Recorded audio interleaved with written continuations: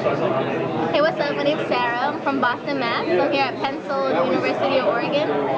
My brief this year was to reinvent the cycling shoe for a consumer who's around 25 years old, an elite athlete going to be racing in these shoes. My three main focuses on the shoe were to make it more minimal than cycling shoes are today, to enhance breathability, as well as to design it for that 360 degrees of motion that cyclists are going to make. So I can show you a little bit about my shoe now. Yes.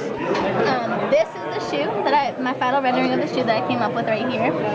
So performance features, in order to kind of cut down on the weight and make it a little bit more breathable, I had to think of solutions that would kind of help do that. And looking at cycling shoes that exist today, thinking about how they're built. Your full plate on cycling shoes today are going to be made out of carbon, which is going to hold your foot nice and rigid for that 360 degrees of motion, but it's very constraining. Cyclists are uncomfortable in them and they kind of don't want to be wearing that. So this right here, if you look at this is my one-piece carbon plate that will kind of, if you scoot up here, it will come up to a carbon heel clip. It's one piece, it wraps around your entire foot. So it's for that lockdown, but also for that rigidity as you're cycling on the road. Now, to hold you down to the shoe, I came up with a pretty cool system. It's a two-strap system. So your first strap right here, your material on this part of your shoe is going to be compression material to hold your foot nice and snug.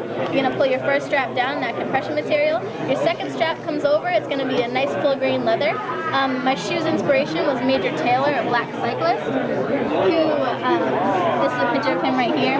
He was a cyclist who was kind of overlooked and was never really appreciated for what he did, so I thought it would be nice to kind of make a commemorative piece about what he was doing and kind of the shoes that he would be wearing today if he were still cycling. Some kind of cool sneaker features on there for him. For my accessory to this piece, I created a cast aluminum vintage pedal. So this is your pedal right here. It looks vintage, it looks old school, but you have new technology. It's an SPD clip, which the cyclist can kind of clip right into. So if you look, here's a picture of a shoe right in the pedal, clipped in there so that it can't move. Now that pedal, I wanted it to kind of marry the upper of the shoe to kind of make it look like it was a two-piece system. So if you look right here, there's a little detail right here. It's a patina. So this would be the material that I'd be using. A patina finish on a full grain leather that would make it look like the pedal was kind of rubbing off on there. You can have full grain leather, is nice and soft. You can have a kangaroo strap. Some embossed details on your compression material to make it look not so sporty. You can have meshes for the inside of your shoe for breathability, and then your color palette is going to be based off like a wood grain and kind of an oiled leather look.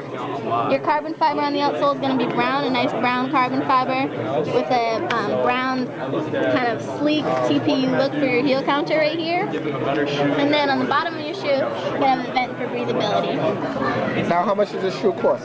Did you set a price? This shoe is going to be $199. Shoes that are out there today can range anywhere from $100 to anywhere to $300. This shoe, because I was cutting a lot down on the materials right here, it would be a little bit cheaper than an elite bicycle riding shoe.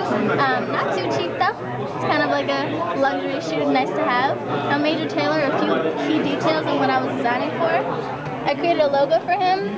Major Taylor's favorite number was number 13 because he'd show up at races and he was kind of the underdog. They would give him the 13, the unlucky number, just because they wanted him not to win, but he would kill it in that number. He would win, he would go, he would rock 13, and that became his favorite number. So going back to the logo, I created a 13 logo.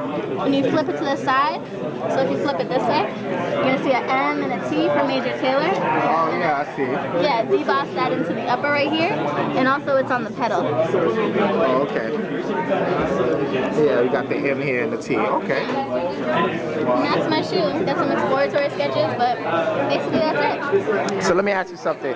Did you come from an art background before doing this? What was your background? I go to Massachusetts College of Art and Design. I'm a painting major there in my 4th year, but it's my junior year, so I'll be graduating in 2013. But check me out, my paintings are online. So. Where's the paintings at? Tell us where they're at online. You said they're online.